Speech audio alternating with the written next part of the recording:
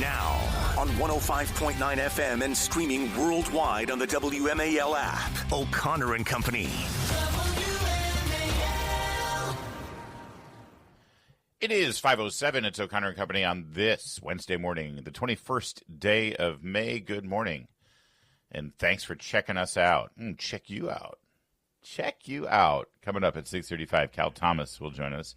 And then at 7:35, looking forward to a conversation with Ed Martin, former U.S. Attorney for the District of Columbia, now with, frankly, quite possibly an even more influential position with the Justice Department. We should probably let Mr. Martin know we're going to keep him over for a second segment, perhaps. We should probably let him know. Or let Jamie Whitten know I might already be late for traffic 3 hours from now. I just know it's going to be a long conversation. And then at 8:35, Congressman Jim Jordan, chairman of the Judiciary Committee. If he's awake, they're having a late night up on Capitol Hill as they try to move that tax bill through. Tax cut, I should say. Larry O'Connor with Julie Gunlock. Good morning, Julie. Good morning.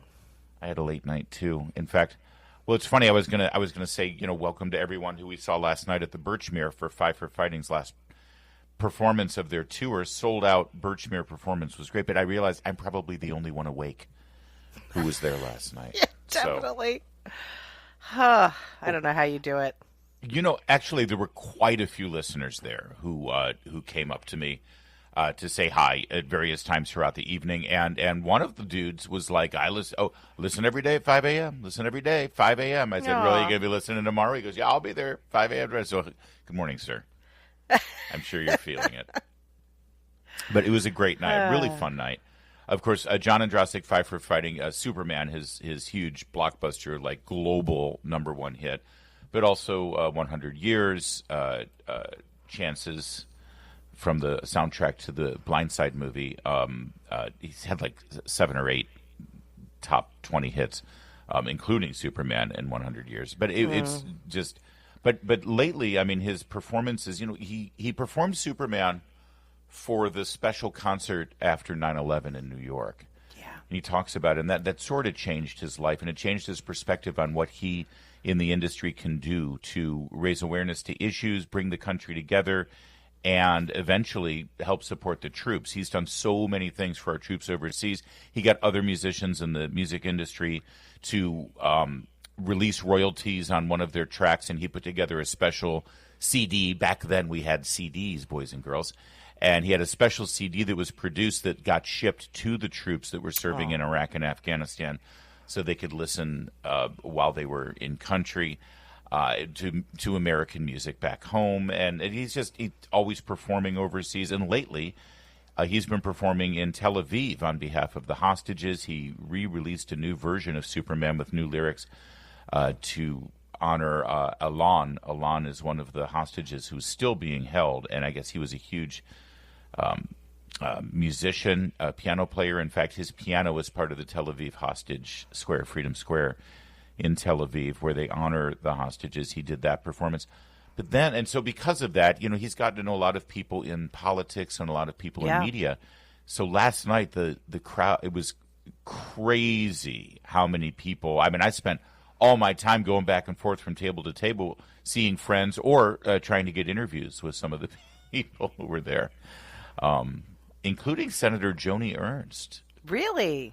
So Senator Ernst was there, and obviously, I think from in fact, we had some John Andrasik music here, and I just went right into it, and I didn't let some of it play, and we should do that. Here's a little bit to start with 100 Years. Why not? Let me tell you, there's something about this song that is so timeless. It makes me cry every time. Exactly. I've been listening to it. I've been listening to that song for 20 years, and no matter what my age, I suddenly start crying because you relate to it in a different way. I was telling my son that I go, Larry's, because you were very nice and invited me as well. I wasn't able to go, but I was in the car with my son, and I was telling him I was trying to be cool, saying, I was invited, to this rock, concert, and I was singing the song, and I'm not kidding you, Larry, I started crying. While singing it, yeah, it's impossible. I've sung that song a billion times. Started crying. Well, and I'll tell every you, time. He said that he composed it with a 3-year-old on one side of his piano bench and a 4-year-old on the other, and that that 3-year-old, or for the 4-year-old, the girl, was on the tour. She opened for him. So he's traveling with his wife and his daughter. And so she can't come, but you don't know. So she's out there with her friend from college, and they do this sort of. They're great. They have great voices, and they have close harmonies. And they did the whole opening act, and they were great and very funny. And then they go off stage. Fight for Fighting comes on, and then in the second part of his set, second act really, because he takes a little bit of a break. She comes on and joins him on one of the songs that he sets up, says this was inspired by my daughter. I was on tour. I called her, and that conversation inspired this next song. So he's singing the song. Then she comes on stage, starts singing with him, and you start to, because the audience doesn't know that it's his daughter. Oh, my gosh. All the audience knows is this is the girl that introed it. Exactly. I was a mess. I was an absolute mess. So that anyway, one of his songs, "World," which is what kind of world do you want? History starts now, and it was very much about sort of recognizing that he and his voice and his talent can actually make a difference and actually send a message about improving the world.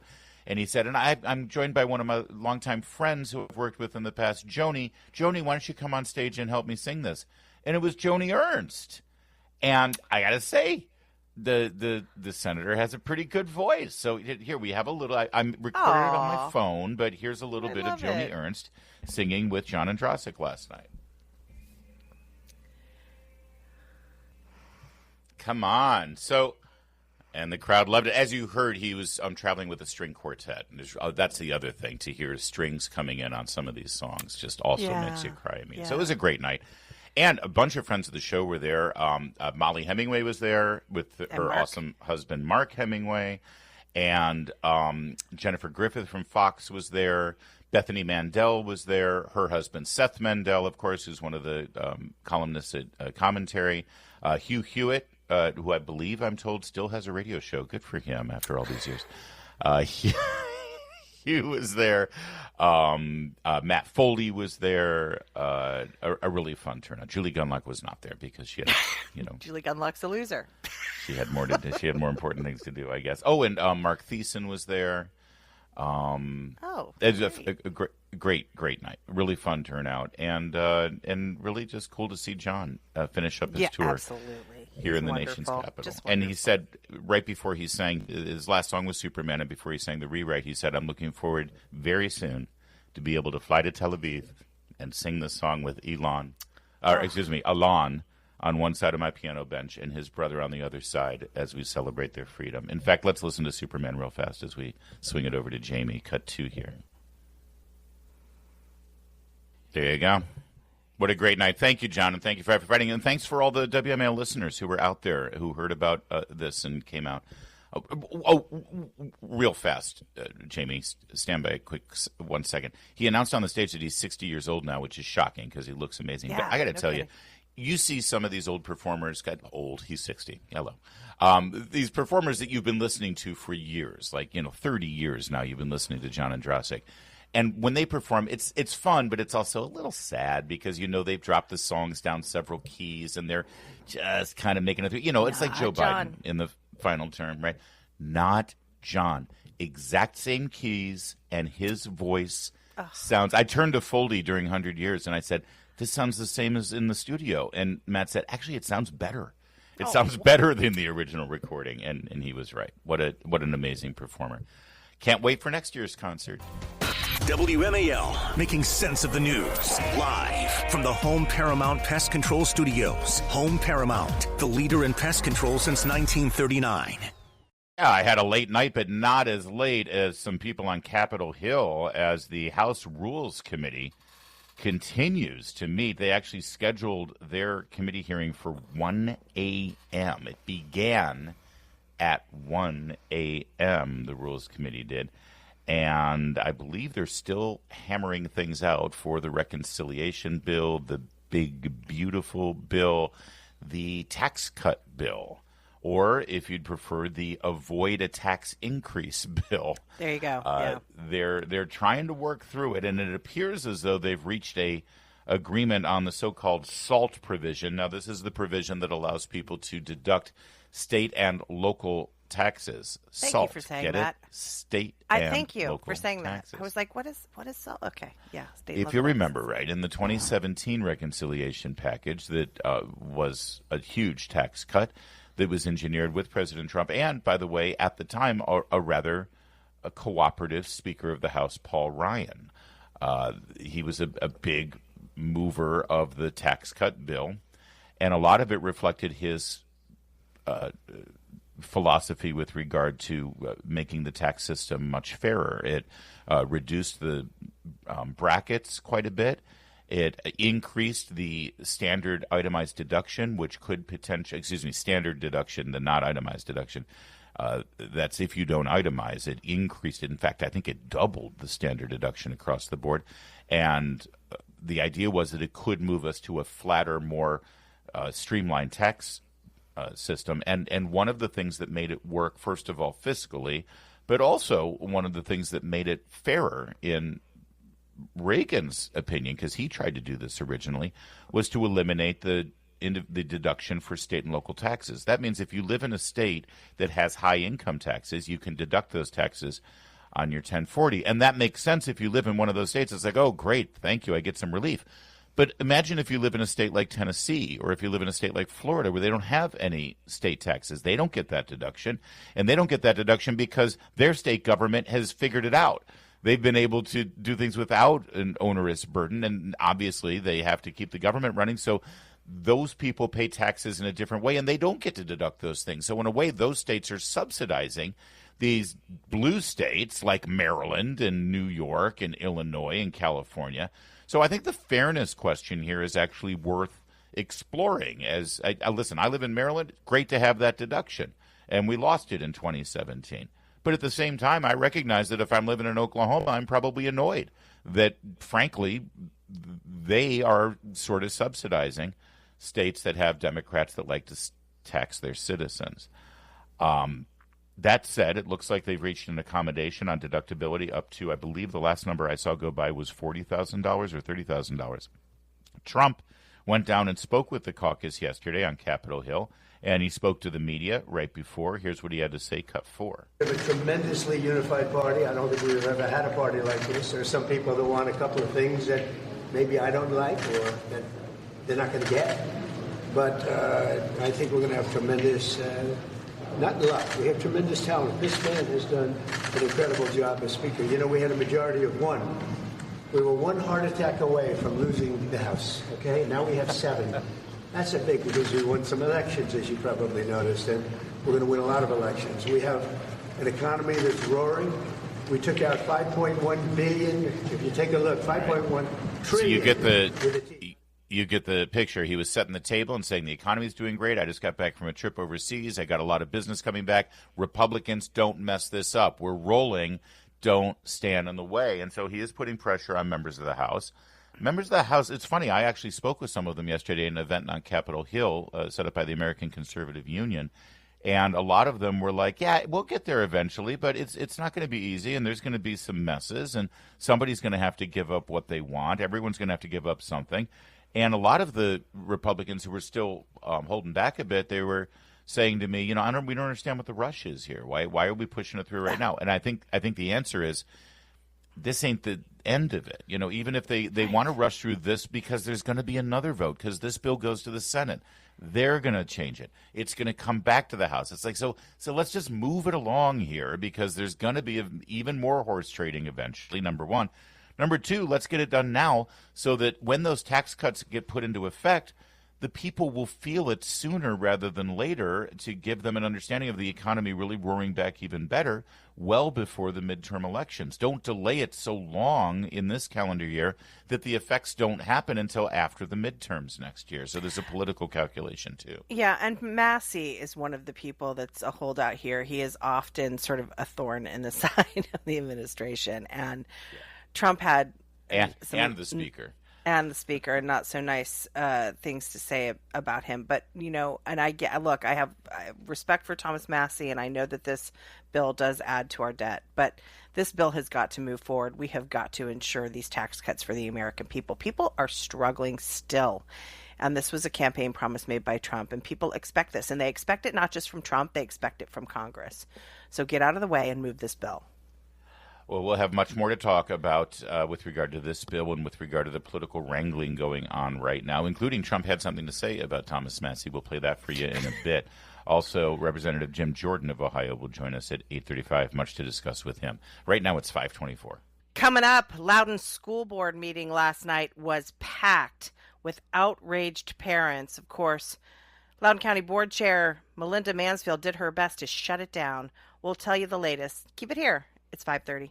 WMAL-FM, Woodbridge, Washington, a Cumulus media station. Making sense of the news. News Talk 105.9. WMAL. News now. Now on 105.9 FM and streaming worldwide on the WMAL app. O'Connor and Company.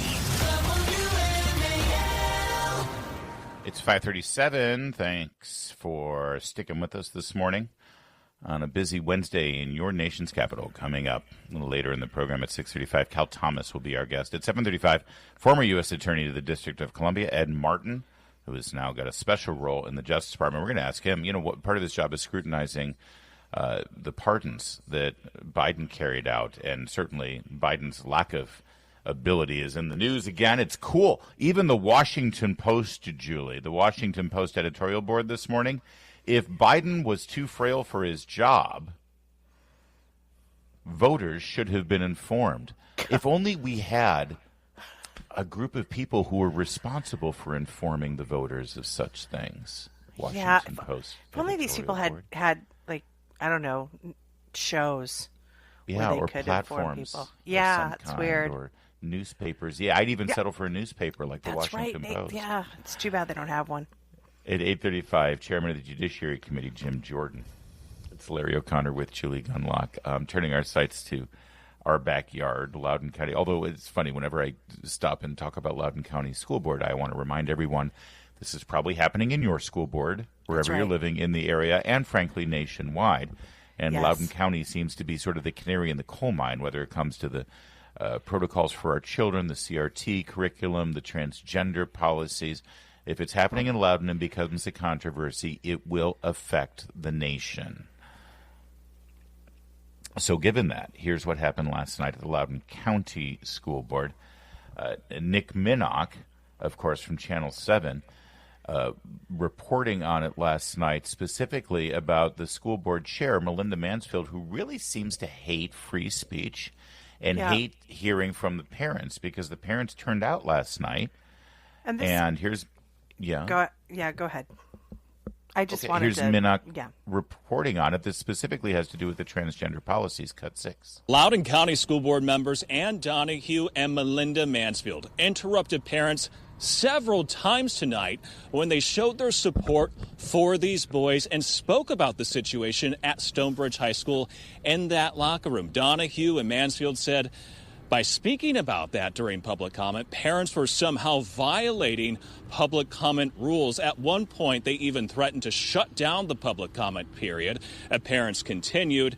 And at one point, they did recess the school board meeting, so it did get tense. Take a look at this video. This school board meeting was packed, Scott. Hundreds of parents showed up to talk about this and about Policy 8040. Parents held signs asking the school board to repeal Policy 8040, which allows students to use bathrooms and locker rooms based on gender identity, not biological sex.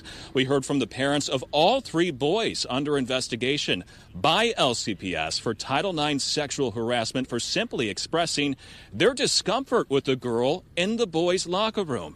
And, of course, our listeners know about that story. But isn't it remarkable? It's like public comment period. Come in, open mic, come in, interact with the board, except when the parents, who were all motivated to fill the room, want to talk about this one thing. Oh, no, you can't talk about that, though, or we're going to shut this down. What's the point, Julie? Yeah, and again, if you're not aware, because actually I was talking to some folks yesterday and they had no idea this was happening, This is the case of some young boys who were in the men's bathroom, the boys' bathroom at their public school. A girl walked into the bathroom. That's problem number one. And then that girl began filming the boys in the bathroom. The girl in the boys' bathroom then filmed the boys. The boys then said they have a problem with the girl, one, being in the bathroom and two, filming them. And now those boys are under a Title IX investigation for sexual harassment. So this school is punishing those boys for expressing discomfort with a girl being in their bathroom and filming them. So the girl who walked into the boys' bathroom and then filmed them is not being punished. No, the boys are. This school wants to ruin the lives of these boys with a sexual harassment investigation that will go into their files, could come up during college applications and sports events and stuff like that. It is absolutely monstrous, but it is also like, it really is one of these Twilight Zone moments. And then that Loudoun County School Board meeting was filled. It was packed. And when parents tried to get up there and express their discomfort, the chair of the board tried to shut down the meeting.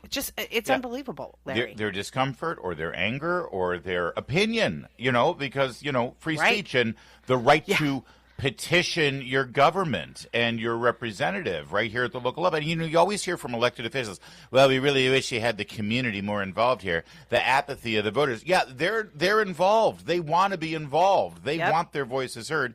And, of course, then they shut them down. All right, a little bit more from Nick's report yesterday. Let's start with Cut 7. Here's the mother of one of the boys who demanded the school board to drop the investigation, and to her son. Take a listen.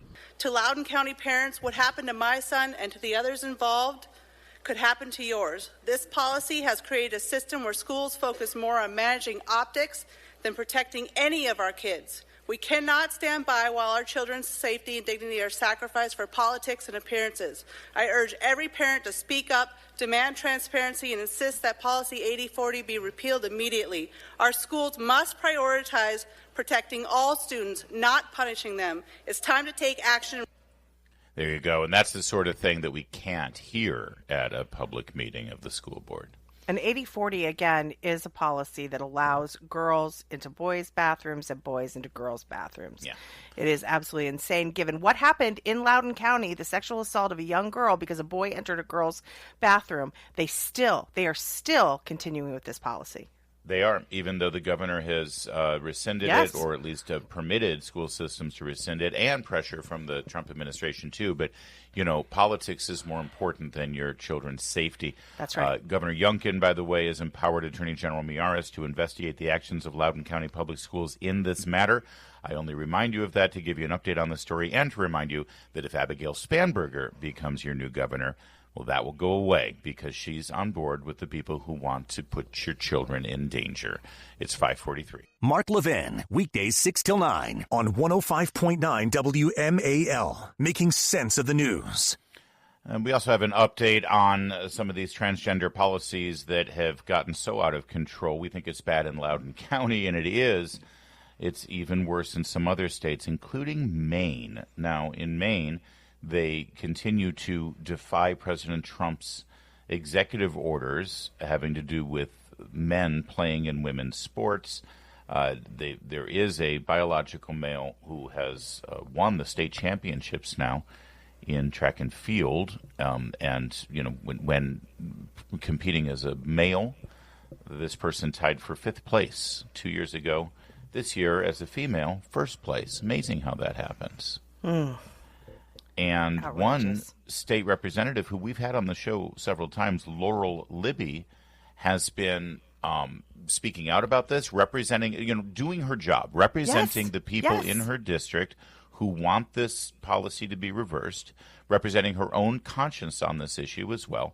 She's been speaking out about it. She's been posting about it on social media.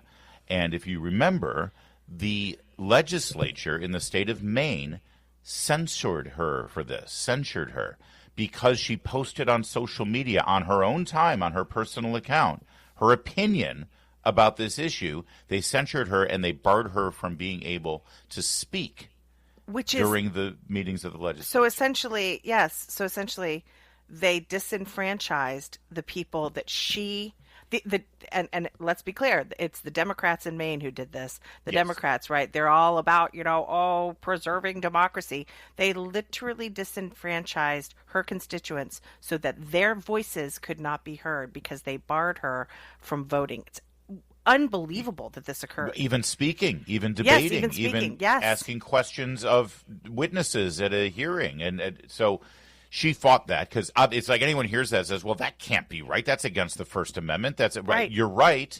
But she had to fight this, took it all the way directly to the Supreme Court.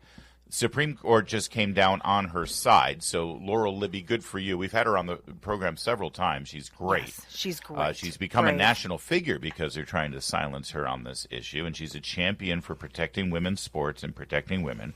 The Supreme Court absolutely sided with her, and her voice and her voting rights have been restored to the Maine state legislature. Here's the downside of this story. Here's actually, frankly, the terrifying part of this story. 2 justices on the Supreme Court voted against this. The fact that this wasn't unanimous. Yeah. The fact that we have 2 women on the Supreme Court decided that it was fine for Maine to silence this representative of her constituents for wrongthink. Not entirely surprising. Sotomayor and Brown-Jackson, Ketanji Brown-Jackson, not entirely surprising. We know Ketanji Brown-Jackson. Am I saying that right? Ketanji Brown-Jackson doesn't even know what a woman is. She said that in her hearings in the Senate when they asked her. She was like, I don't know what a woman is. And Sotomayor, not surprising. She's consistently wrong. I'm glad Kagan saw the light. But yeah, I think you're right. It's really disturbing. At this point, I'm thrilled that John Roberts saw the light. I mean, that's he just loves voting with Elena Kagan no matter what. It's like, Elena, are you on this one? Okay, then I'm safe. Yes. Yeah, exactly. I absolutely, and I just want to be clear. She posted a picture on her X account showing the student. The faces are all blocked out of these minors. Yeah. Showing the student in question on the 5th place podium as a boy and then on the 1st place podium as a girl to make a political point about this issue. It was that post on social media that the Speaker of the House of the Maine Legislature objected to and said, take it down or we're going to censure you. This is absolutely, it's not even something that she said in session. It's something she said in her private life on social media. That's right. That it's, again, it's outrageous. We won victory, but bear in mind, 2 members of the Supreme Court females thought it was fine to silence this person. 5:52. Coming up, hour number 2, the 6 o'clock hour, we got the latest.